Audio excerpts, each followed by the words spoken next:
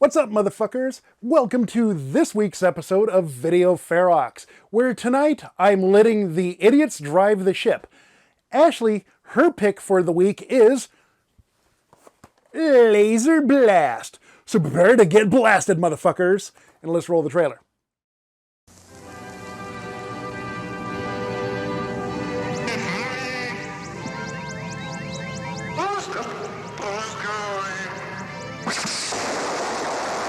This could all be happening right now, somewhere on this planet. It's the story of a UFO that has landed and visitors from a galaxy light years away.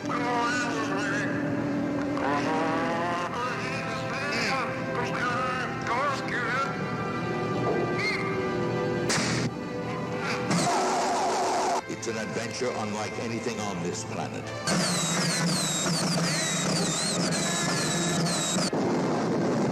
A weapon that might belong to us in the future, but is here now. Laserblast. It's the story of the boy who found it and the girl who tried to help him. What about the lump on your chest? And a world that tried to take it away. They didn't know I knew it. I want the town sealed off. No news leaks. No news, period. Laserblast. It will blow your mind.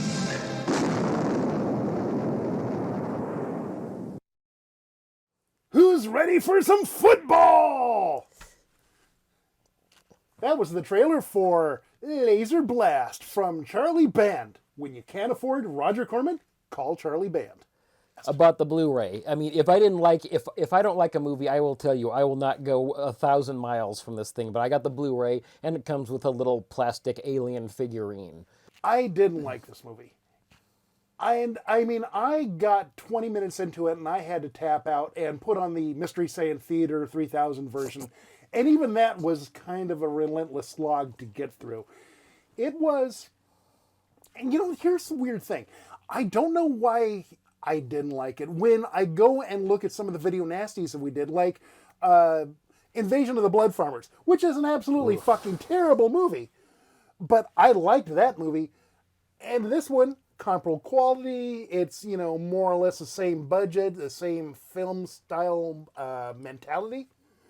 And it just didn't work for me. This is one of the movies that came out when I was a kid. It was all over the place. Starlog had a thing on it. There were always pictures of the three aliens in the film. One of them is like on the home planet, but the other two are like on Earth. One has a gun, and he's pointing it. It's got this radar dish that's shooting out a laser.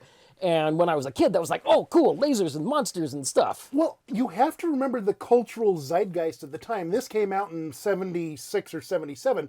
Competing pretty much right with Star Wars. And I remember back in the day, people were legitimately asking, okay, which is going to be the better movie, Star Wars or Laserblast?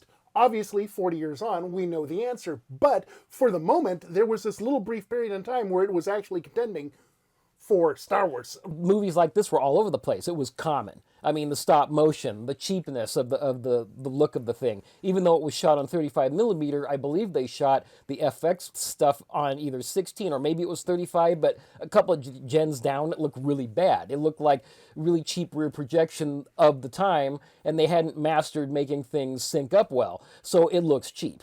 It looks cheap a lot. And when you combine the fact that it was done by the Band family and that they were using a lot of their own people in front of and behind the camera, it's kind of a family thing, but also at the same time, it has the feel of something like Switchblade Sisters. Because I think they might have shot the end of it on the same studio backlot Switchblade Sisters shot part of their thing on. So there are things in here that do have merit and are worth watching the movie for. That Roddy McDowell and Keenan Wind are, gold for the 10 seconds that they're in the movie. Yeah. And the stop motion looks pretty good. But generally, no, I can't recommend this movie. I can't get into it. I would say it's probably because there's nothing going on. Like I said, it meanders. It meanders a lot, and it never really achieves any kind of cohesiveness between the scenes from the beginning of the movie that kicked this whole thing off, and the ending of the movie, which is basically a replay of the beginning, but in a different location. There's nothing to really indicate that the characters have any real impetus to do anything about this situation other than when, Billy's sick, he goes to the doctor to see what can be done, and he's just pretty much throughout. He's limp. And this is kind of ironic because Richard Kim Milford was a stage actor who was really popular. And so he was doing movies all over the place before his untimely early demise. And apparently a lot of the people in this movie are now dead, like the most of the actors. So it's kind of, this kind of sadness sort of hangs over it because of that. So we're kind of veering into getting into the details of the plot and the spoiler territory. So why don't we just get ready for some football and roll the trailer for, not the trailer, let's move on to the spoilers. Fuck, I can't speak today. Damn you all to hell! All right, who's ready for some spoilers? Football. Football. No. Okay, so like we said, this movie isn't so much a plot as more of a loosely connected series of events that just happen to be in a linear fashion until they ran out of film and then stopped the movie. There's some guy stumbles across this kind of deserted section of country farmland in rural Southern California with this laser gun. He's looking mutated and his face is all gray and shit. Yeah, he kind of looks like a kind of sickly Hulk, basically. Yeah, or like some of the dead from one of those Night of the Living Dead knockoffs. And this is where I have the first of many, many questions about this movie. Like, is this dude an alien? We don't know. Is this dude another guy from Earth who happens to have found the gun and they grab the crystal and turn into sickly Hulk? We don't know.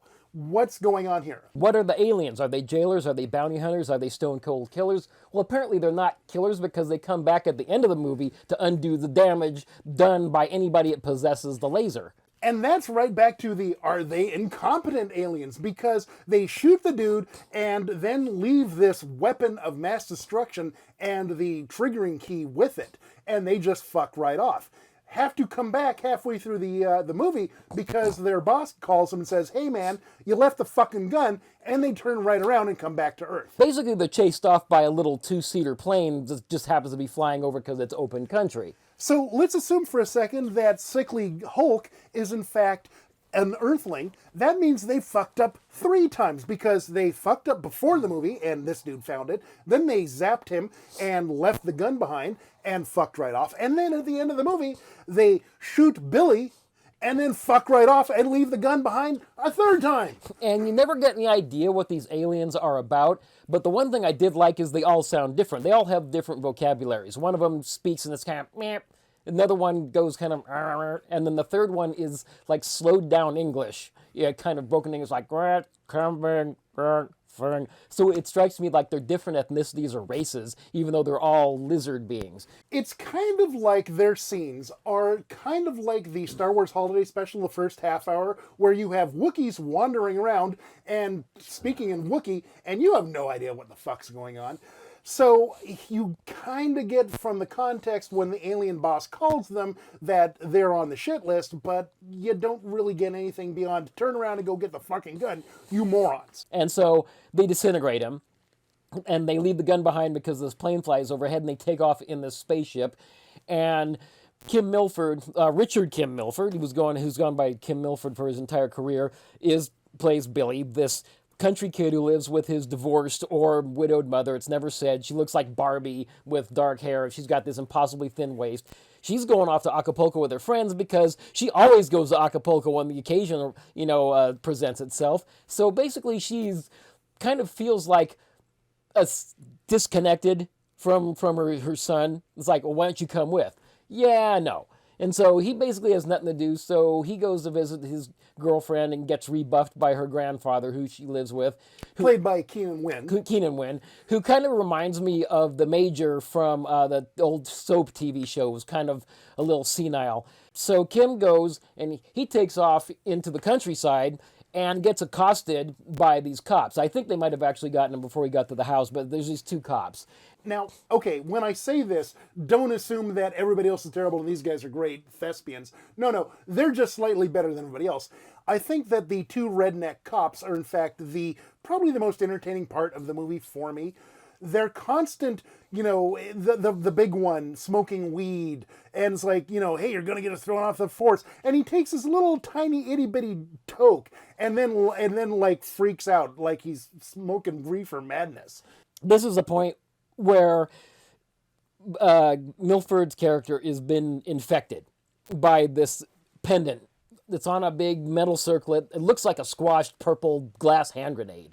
And he gains this kind of red patch on his chest, which later turns out to be this piece of metal has grown under his skin, and his skin is kind of, opened up a bit here, and he has to go have it removed. But up to that point, he's pretty much shown no symptoms until the redness has started, and he and his girlfriend go out. They get some sleeping bags, and they take the van, and they're kind of camping out by the side of the road and making out. And then they go to this party being thrown by some friends, but one of them is this douchebag who comes along with this geeky friend of his. I want to qualify your douchebag tag for the one character.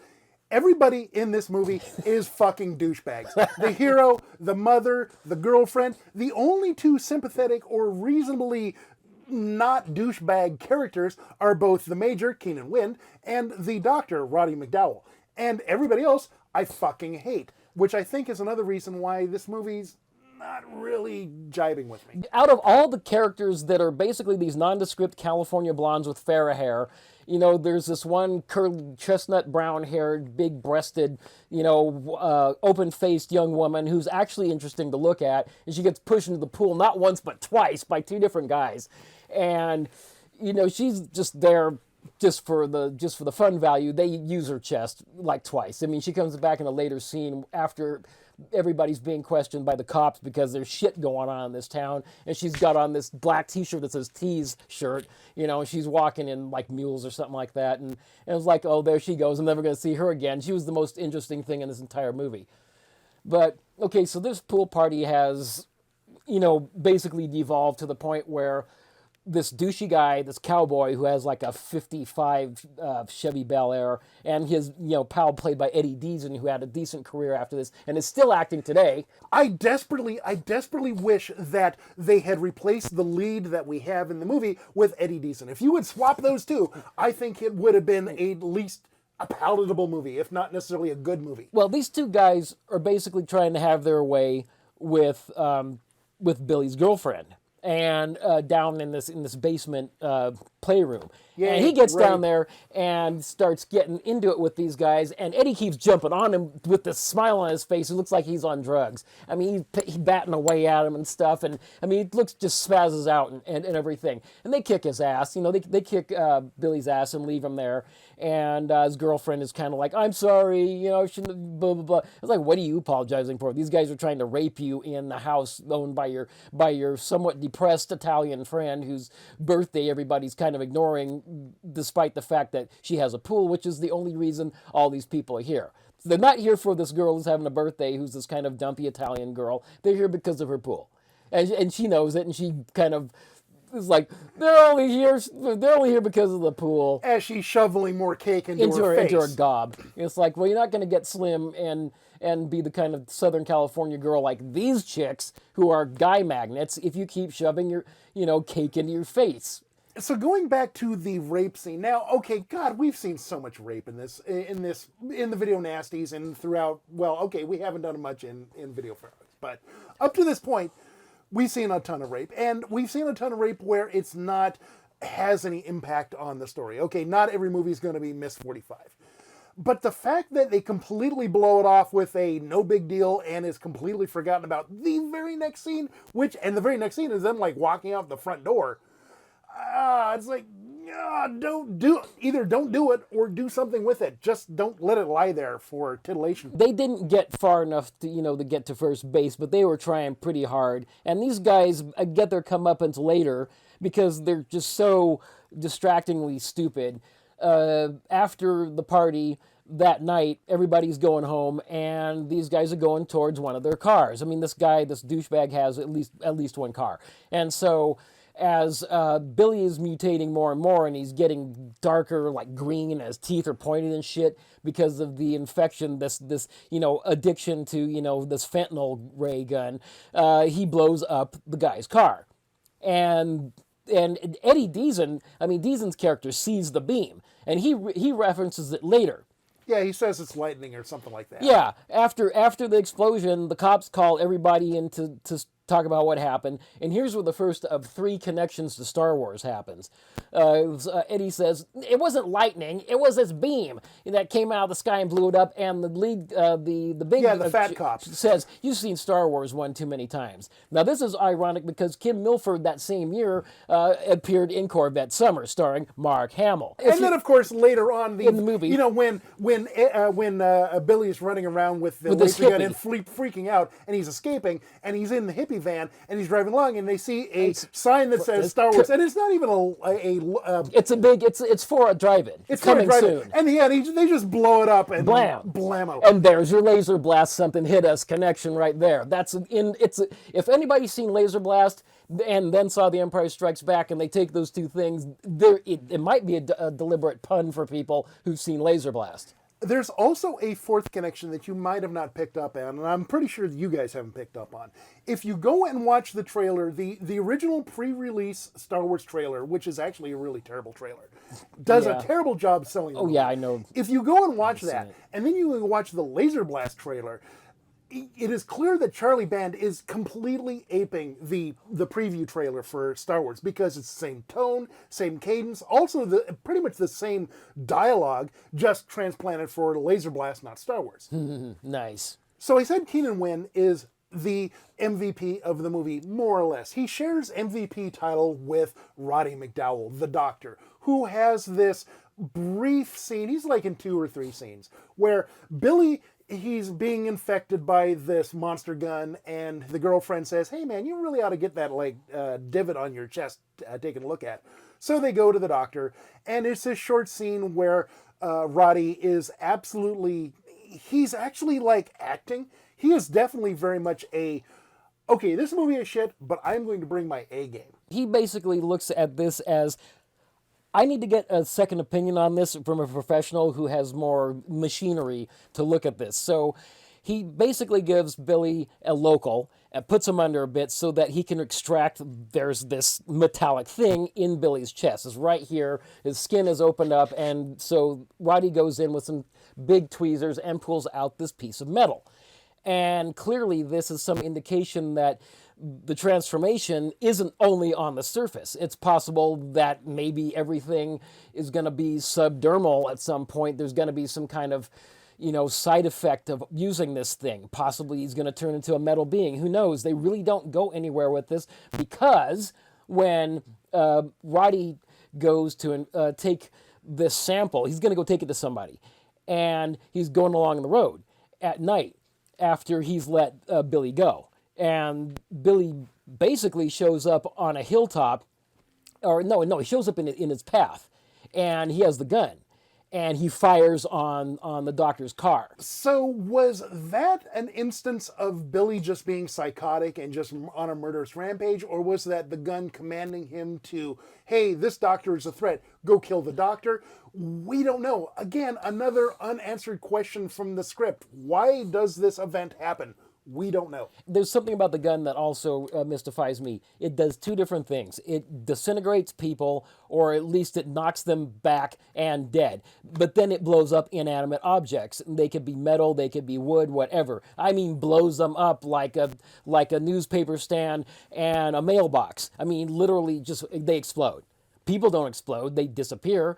And I'm thinking, well, maybe if this was a different kind of movie, they would have exploded. Then they were only doing this with the inanimate objects to show the absolute power of this gun. And this is another thing. This reminds me of a lot of psychopath movies and sociopathic drug addicts. This has some lashings of Martin, because Martin has this power trip when he's with people that he's about to victimize, and when something intrudes on his fantasy, then he completely freaks out. He's into power tripping. I guess if you're trying to reach for an overall arcing theme of Laserblast, and I mean, it's really a stretch, I guess the motif and theme of addiction runs pretty much through the whole movie.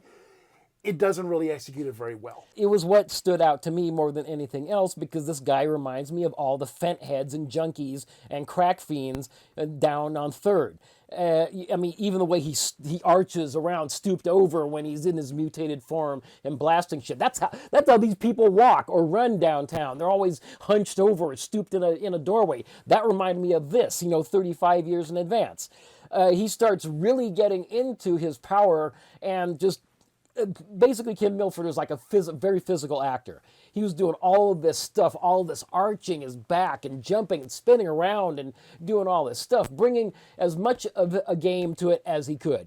And it's really off-putting sometimes because he's so just average looking. But then when he turns around, you see that monster face. It's like, yeah. So they did a good job in the department of basically changing expectations about what normal looks like, and then turns around on its head, and you're facing something that is either gonna kill you, or you just try your best to run away, but you can't get away, and you feel like you're trapped in this nightmare with this thing. It's like, I would not want to be anywhere near this guy because he's completely lethal. One of the other unanswered questions about the movie and the script that fails to address adequately: who the fuck was Agent K or Agent J or whoever the fuck that Men in Black dude was? He struck me as one of these endless numbers of federal agent types in those 70s and 80s movies that they present the badge once and then that's it. And then they give them the absolute authority over everybody to do whatever they need to do, and you never know exactly who they're working for. But he shows up out of nowhere. He starts bossing everybody around. He looks like he's connected to the aliens, but not really. And so when the aliens show up at the very end and zap Billy and then fly away, he's like, that was a thing. There are so many movies that Richard and his brother did after a certain point where the quality started going down. I mean, in their prime, they were doing Reanimator, From Beyond, Doll Man versus Demonic Toys, Subspecies. All these really fun movies, and they always had those fun video zones at the end of the tape. But this one, just not fun. Although, okay, now here, I've been ripping on this movie pretty consistently for the last half hour or so. I'm going to say a couple of positive things about it. Like, okay, I'm a whore for stop motion. You put any stop motion in front of me, you put any sort of care into it and detail into it, and I'm on board instantly. So the aliens actually look pretty good, even though you can kind of tell they're cheap and a little bit of hinky and stuff to it. So I liked that. There were a couple of things I really like about this movie. I love the diegetic music coming from car radios or from the party or whatever, and sometimes the score, overlaid score. But I really dug that just nondescript party music, radio music. For whatever reason, it just pushes my buttons. The other thing I loved is when Billy finally takes out Deason and Douchebag in the 57 Chevy Bel Air. You can tell when the car explodes, you see something connected by wires behind the car, but you also see the driver wearing a helmet with a cowboy hat on top. That bit was okay. I'm going to give you safety regulations, but yeah, it was goofy as hell. I actually can respect that. They went so far as to have a cowboy hat, glued to the top of a big ass white helmet. Even though you could clearly tell it was a dude in a burn suit. Yeah, that too. And then the Eddie Deason was replaced by a dummy, and you could tell it was fake. And it was in slow motion in multiple shots. I was like, holy shit. That's the thing. I like when you lean into the cheese like that, which I guess why I like Invasion of the Blood Farmers better than I like this, even though they're the same, because Invasion of the Blood Farmers was not afraid to do goofy shit like that. Mm-hmm. If they had done goofy shit like that, or blowing up the Star Wars billboard, or just weird shit all movie long, I think I'd be more on board. There's some good traveling shots, and one of the shots I found kind of sort of entertaining is after Billy blasts the hippie out of his van, then you see the side of the van missing the door with these burn marks, and Billy driving down the highway in the van without that door. I also like the special effects they had in the movie, like the spaceship shots, the laser beam shots, stuff like that. I thought, okay, yes, It looks super cheap. It looks like I could do this sort of thing with my Adobe Photoshop right now. But, it was sufficient enough to sell the illusion of spaceships and laser beams. They did at least go whole on the hog with their special effects in that area because they realized outside of that, this is pretty mundane. Ain't no spectacle to it. It's just a kid running around in his van over and over again, getting accosted by the cops. Yeah, I'm sorry, guys. This is another one where I just don't have a lot of meat to work with, and so I'm kind of, I don't have anything else to say. You got anything else you got to say about Laserblast? What I wish they'd done is they went and made a sequel to explain what the fuck was going on, because I don't think a prequel would have really added anything. But a sequel, if done well, it could have been like Don Dohler, where you did Alien Factor, then he did Alien Factor 2. I mean, those are examples of guys with no money making movie, however, these guys did the Conjurer movie out of nothing, pretty much. But I would much rather go watch Parasite, or if I had to pick another Charlie Band movie.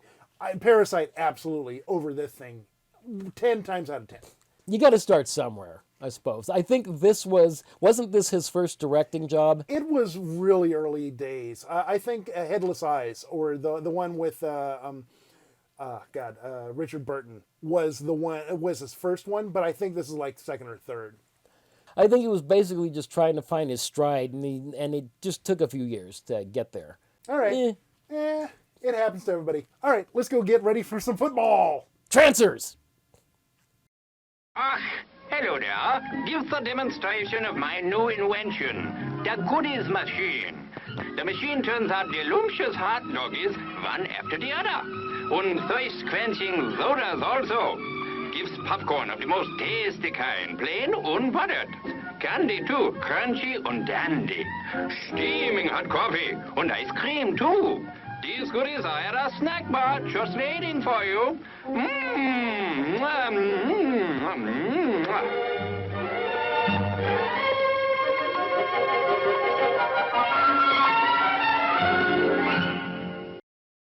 All right, thank you, you delicious motherfuckers, for watching us watch this piece of crap. Next week, it's Teresa's pick. She's coming up with Six String Samurai, a cult classic you may or may not have heard of. It's a little small thing. You might not have heard of it. But join us here for that. Drop us an email in the meantime, thevideonastyproject@gmail.com. And until we meet again, friends, please stay evil.